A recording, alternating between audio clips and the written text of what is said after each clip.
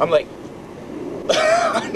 Are you ready? yes, I'm ready. Go. Good. Shoot. Now, Ask me anything. tell me, what are your views on abortion? Abortion. I feel like abortion is a hot button issue in the country as we see it in our own, way, basically, because it really depends on your point of view. Depends on your point of view on the issue of abortion, basically. I believe that it's the woman's right to choose under any circumstance. I know that Patrick agrees with that. I feel that people who are pro-lifers are jerk-offs and they're morons. But that's basically my point of view. I mean, if you're to talk to a total retard about it, if you're talking to a total fucking moron, then obviously they're going to say, oh my God, well, shit, God made a woman and God has control over a woman. And I personally hear God in my head, and God tells me to tell women to do what I tell them to do. So that's what retards will say. That's just my opinion. Hey, Okay. I'm very opinionated.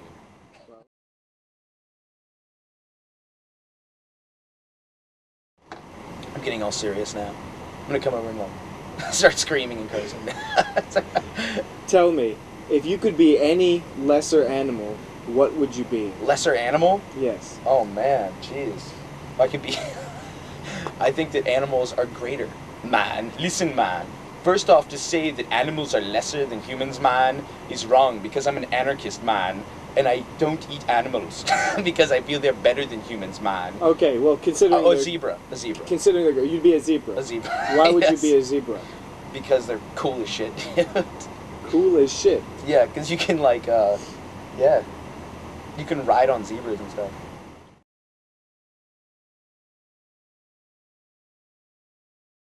Smoke me up or something, man. Back to the Future. Yes, go ahead. Which one of the three in the trilogy is your favorite? Whoa. Oh, that's such a good... I love them all equally. They all have their own perks. Like, most of my friends think that the second one's the best, but I always play devil's advocate and say the third is just as good. But I'll say that, the second and the... Oh, man. I say the first one. The first one's the best one, but the second and the third are still amazing. Why do you think the first one's the best? Because Crispin Glover, the guy who plays George McFly, has a prominent role, and he doesn't really in the second and third, and he's brilliant in the first one. So that's just my opinion. See, if they had gotten Crispin Glover for the second and third, I wouldn't even know what to say, but, what can I say? It's been 12 years, they didn't have Crispin Glover. Sorry, it's etched in history, they didn't have him, so it's bad. You know what I'm saying, right? But He was in Nurse Betty, Mm-hmm. And in The People versus Larry Flint. Yeah. But anyway. Do you find that you often, when dealing with life's little, problems that we all have to deal with every once in a while? No. Well, I understand. Everybody has problems. Do you ever find yourself somehow, whether consciously or subconsciously, looking to the Back to the Future trilogy in order to make decisions? Yes. Do you have an example, perhaps, or? Okay. Maybe. Oh man, there's some dude. I spent all night on this. I mean, it's basically when when Doc first gets out of the car, says, "Marty, you made it." That's in the first one. That really helps me decide about things. Marty, you made it. Exactly. That's the one. That really, whenever I'm down, I think of that, and I'm just like, man, that's that helps me.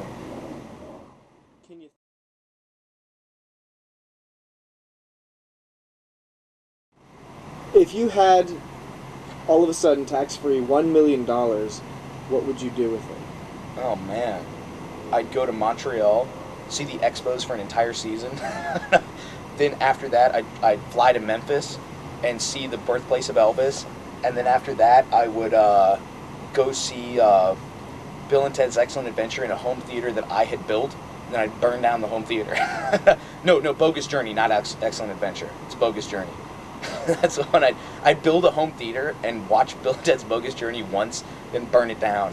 That's what I would do. Because that'd be like going up, like, that would be kind of cool. And then I'd probably have like, $200,000 left and maybe $100,000 left, and I'd just live in an efficiency for a little bit and basically drink and, rock and roll and have a good time. That's what I would do. I've given it much thought. That's what I would do.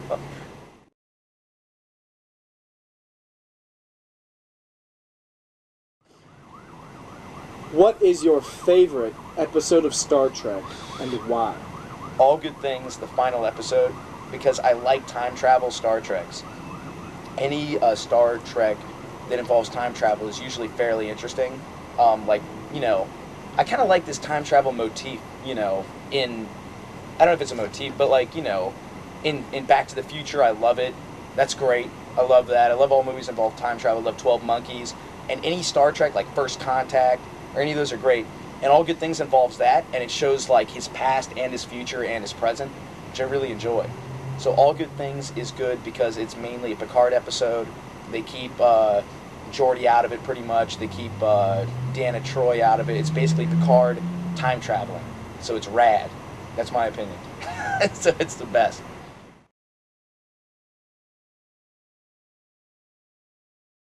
Why do you consider Bill and Ted's Bogus Journey to be better than the original Bill and Ted? Well, it's not as good as the Adventure. Oh, I'm sorry, I didn't mean to interrupt you. Yeah, it's not that it's better, but it's more. There's a lot more character development, and there's characters that are, like in Bill and Ted's Excellent Adventure, there's a lot of lovable characters, but there are not a lot of lovable characters that you can really go with for years and years. You know what I mean? Like, for example, there's Sigmund Freud, and there's Abraham Lincoln, and there's Socrates and Billy the Kid. Those are all historical figures. Socrates, right. Those are all historical figures that they're bringing back to go along with the story. However, they have, the Grim Reaper, in Bogus Journey, and the Grim Reaper is a fucking character that goes on to play bass with them, and then they change the world, So it has more level. It's basically Bill and Ted in the first one. It's Bill and Ted and the Grim Reaper in the second one.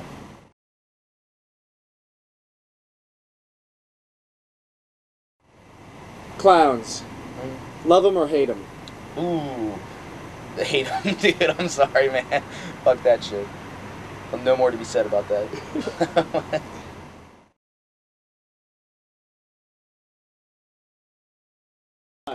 These nuts in your mouth. Dude, well, there was this one time I was hanging out with my friend Andrew Williams, and we were in this place called the Laughing Lizard Lounge, and my friend James Verdier and I, and I guess our friend Rebecca also played our first show there. But anyway, years later, I was in there, and I was playing pool with my friend Andrew Williams, and he was like, yell huevos into boca. And I was like, why? And he was like, just yell huevos into boca. And he was talking to not necessarily me, but everybody that we were hanging out with. And then finally, this kid, Greg Cosgrove, yells, huevos into boca. And then Andrew says, these nuts. And then, I just found that amusing. But there weren't any, people who spoke Spanish there. It was just kind of like an amusing thing to yell, and these nuts is an amusing thing to yell. So huevos into boca, these nuts. I'm getting off on tangents. No. That's all right. It's all right. Okay.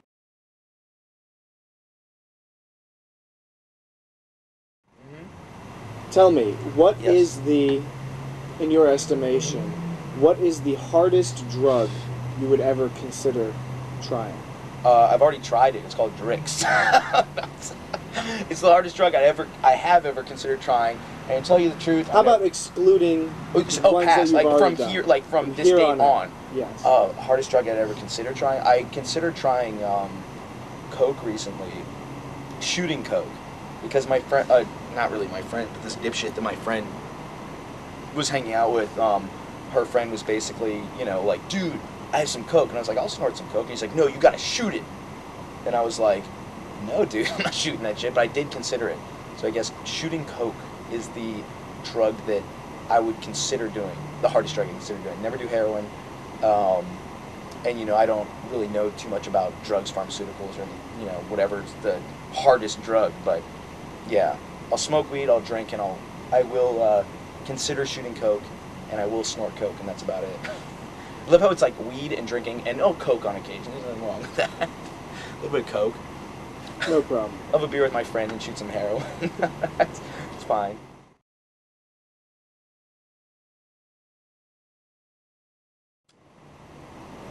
Where do you see yourself in 10 years? You'll be 20, you'll be, what, 30, 32? Married, and living in a Winnebago with my wife, and acting like Lone Star.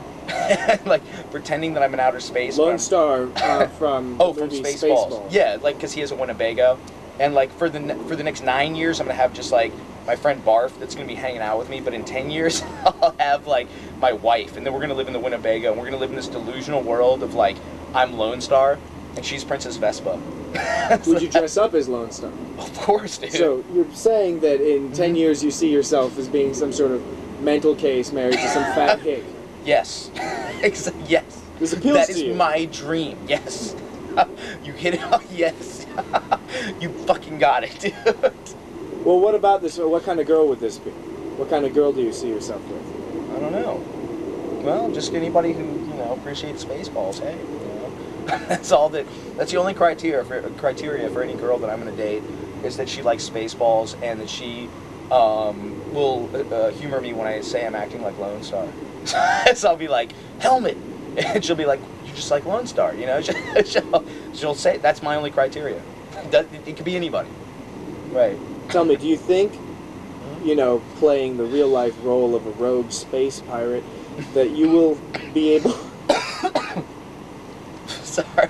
This is after I've explored the ocean. Yes. So I can't. I don't have the option to go into outer space anymore. No. But do you think that in this role, that you will be able to remain faithful? Oh man. Well, I am Lone Star. Well, after all my years of chilling with my friend the Mog Barf, then I feel like I've lived my whole. So yeah, sure. He's half man, half dog. Half right? man, half dog. He's his own best friend. Exactly. So I feel like after I've lived my life of just, you know, crazy reckless abandon, you know, like messing with Pizza the Hut, I feel like after that point, you know, sure. I mean, I've lived life to its fullest. You know, I'm 35. I'm 32 years old at this point. So why not settle down? You know. I think. I don't know. I mean, who knows what a day may bring. I may change my mind about this, but right now, that's what interviews are all about. You know, if you were to interview John Mellencamp or Bruce Springsteen in 1985, they might have a different opinion in 1992. You know what I'm saying? So I might change my mind, but right now, that's my dream. So you have it.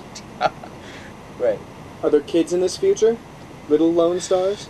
Who knows? Who knows? But I know what their first Halloween costume would be. They'd be dressed up like Dark Helmet. Damn right. Both of them? Or just each respective first Halloween? Oh, man. Well, I don't want to do repeat things. I mean, I want every kid to feel special. So let's say I'll have a tops. I'll have 3 kids tops, 4 kids tops. And first one would be Dark Helmet. Second one would be Riker. I'd give Commander William Riker from Star Trek: The Next Generation. That'd be the second one. And then the third one would be what would be the Marlboro Man would be the third one. And the fourth one would be Princess Vespa. Whether it's a guy or whether it's a daughter or a son, he or she is going to be Princess Vespa. Sorry. So that's what it's going to be. You know, that's the way it works. Whoa, dude, I'm making headway on this. Got a little bit left. You got to give me another 40, man.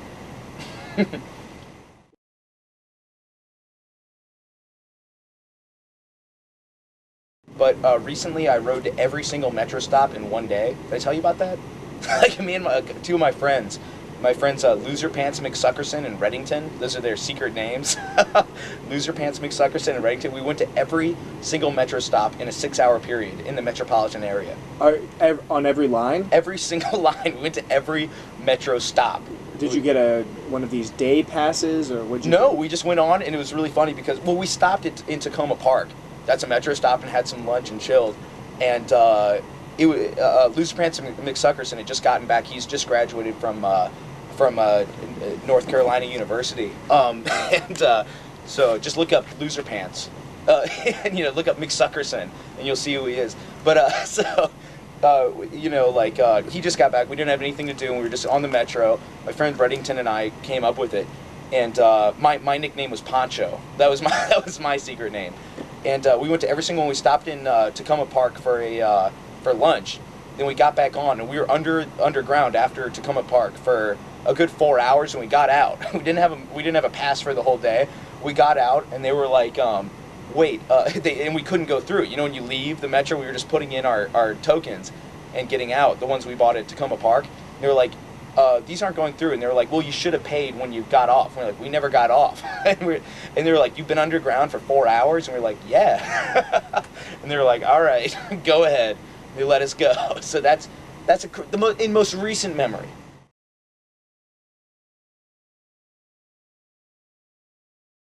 What do you think is your greatest accomplishment so far? I'm sure there are bound to be many. Oh, there will be. There shall be. What is my greatest accomplishment until you become so far? Lone Star. Until I become Lone Star. My greatest accomplishment so far has... Personal accomplishment. It doesn't have to. Yeah, it doesn't have to be. It just there's no the thing you feel the best about. Right. The thing you really have no regrets about.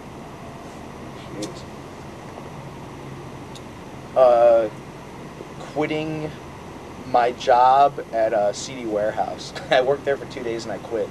How'd you quit? I mean, is there a story to it, or? Yeah, well, the guy was, I worked there for 2 days, and the guy was like, he was like one of those guys who was like, you ever listen to Don and Mike's show? They're like, hey, how you doing? He's one of these guys who like works up at CD Warehouse, right next to the TGI Fridays, who lives in this like delusional world. I'm saying this is my greatest accomplishment, but it's an amusing anecdote, and regardless. Anyway, he was like, yeah, hey, how you doing? I was like, whenever you go in there and you sell a CD or buy a CD, they're like, hey, how you doing, man? Oh, gee, you're buying a Pixies album. Wow, that's crazy, man. Wow. That kind of thing. Never bought a Pixies album, but that'd be the kind of thing he did. Was this a coworker or a boss? Or what he was my boss. Okay. He's an asshole, And by working him for the 2 days I did, I gathered that he was like, he used to be on the radio in Texas for like a year when he was in his younger day. Now he's working at CD Warehouse in Alexandria, Virginia.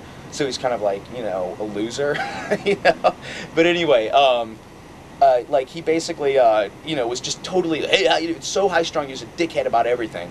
And then like, he started using the N-word a lot. He was like, nigger, nigger, nigger. And I was just like, oh God, I can't deal with this guy. It wasn't necessarily the racist thing. It was just the fact that he was so high strung. I mean, it was the racist thing was the final straw that broke the camel's back, but he was just a dickhead. And I was like, dude, I can't deal with you. So then I kicked him in the teeth and I left. That's what I did. Figuratively, I kicked him in the teeth. I was just like, I can't work, and because I have community service to do, and I have to leave, but I still didn't do it because he was an asshole. And he, that's what it'd be like if you went in there and you were like, hey, what's the time?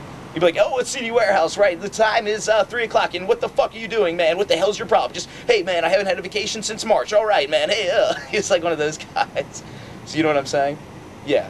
But that's an interesting accomplishment that I've come by in the past year or so, I'd say. Right? Right? He's like, hey, the time is about 3 o'clock, and hey, man, wait.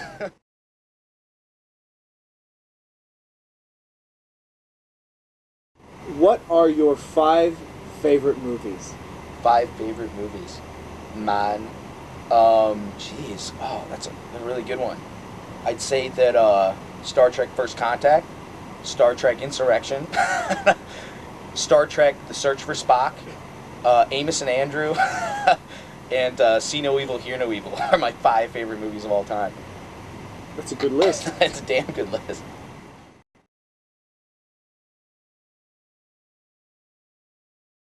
Are you pro-Taliban or anti-U.S.? Am I? I love the decision there. Are you pro-Taliban or anti? Pro-Taliban. And anti-U.S. at the same time. That's the thing that's so confusing about it.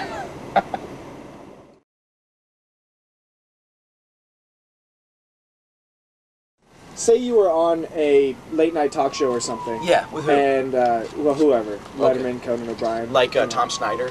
yeah, Tom Snyder, whatever. Tom Snyder. But you're just on one of these shows. Right. It could be Craig Kilborn, whatever. And you had something to promote. You know, say this is in the future. What would you want that to be? Oh, jeez. What would I want that to be? My, jeez, that's a good question. My next play on Broadway, starring Patrick Ireland, called Things That I Must Do. Called Haste of the Hillside Strangler. Starring Patrick Ireland. That's what I'm Taste of the promote. Hillside Strangler? Yes, and it's directed by me, and it's starring Patrick Ireland. That's what it's going to be. So it's a one-man show. That sounds interesting. It's a one-man show. No, well, it does have, like, you're the only prominent character. Like, I'll wear a cloak, and I'll be the Hillside Strangler, but I don't have any lines or anything. So you catch me eventually, you know? It's basically just you being tormented, like, things that I must do, things that I must do. And there's a chorus in the background down in the pit, you know, down in the pit, go to the store, you know, and you're like, things that I must do, right? And then it's like, so it's you're in the spotlight. And then eventually the Strangler comes out, and that's me, but I'm wearing a cloak, and you can't see my face. So that's what I'd like to be promoting in New York on Broadway. One-man play.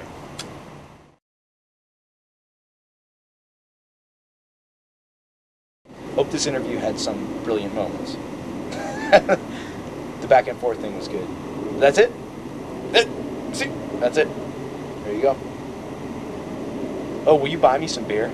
Don't turn it off yet. Because we're on our best behavior with the cameras on. Will you buy me a beer? I don't have any money. Oh, that's alright though. No problem. I'll just steal some of my dad's beer. So it's okay. Alright.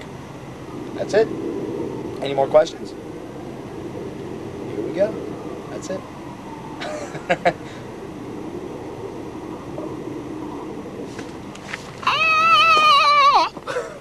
There you go, man.